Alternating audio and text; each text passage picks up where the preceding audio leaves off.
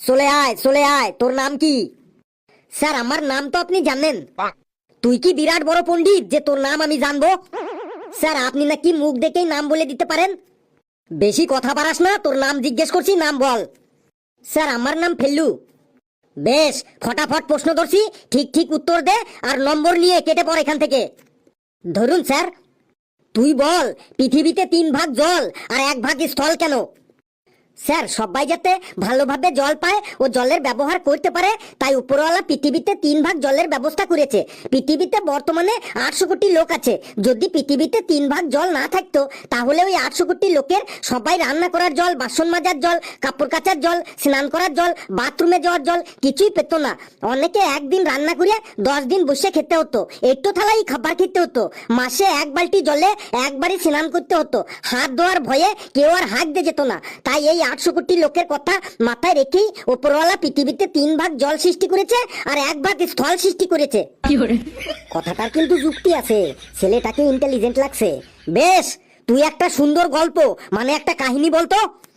Sir আমার নিজের লেখা কাহিনী নাকি অন্যের লেখা কাহিনী বলবো? তুই আবার কাহিনী লিখিস নাকি?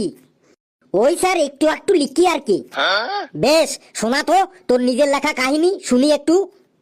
স্যার বহুকাল আগে মানে বহুকাল আগে মানে প্রাচীন কালে এক রাজা ছিল। রাজাটার একটা 20 তলা ফ্ল্যাট বাড়ি ছিল আর ওই বাড়ির ছাদেই একটা হেলিকপ্টার থাকতো। প্রাচীন কালে কোন রাজার হেলিকপ্টার, ফ্ল্যাট বাড়ি এইসব ছিল রে?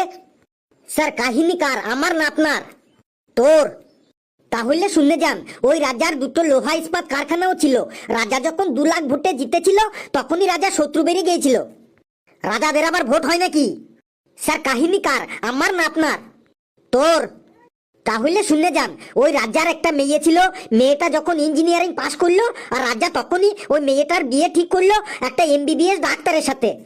রাজাদের শাসনকালে ইঞ্জিনিয়ারিং মেডিকেল কলেজ ছিল। স্যার কাহিনী কার, আমার না আপনার? তোর। তাহলে শুনে যান, রাজা তার মেয়ের বিয়ে খুব ধুমধাম ভাবে আয়োজন করলো। বর ও বরযাত্রী ঘোড়ার গাড়িতে টকবক টকবক টকবক করে বিয়ে করতে রওনা দিল। রাজার বাড়ির সামনে এসেই বর ও বরযাত্রী মারুতি গাড়ি থেকে নামলো। ঘোড়ার গাড়িতে বর আর বরযাত্রী রওনা দিল, আর রাজার বাড়ির সামনে এসেই মারুতি গাড়ি থেকে নামলো। স্যার কাহিনী কার? তোর। তাহলে শুনে যান, যে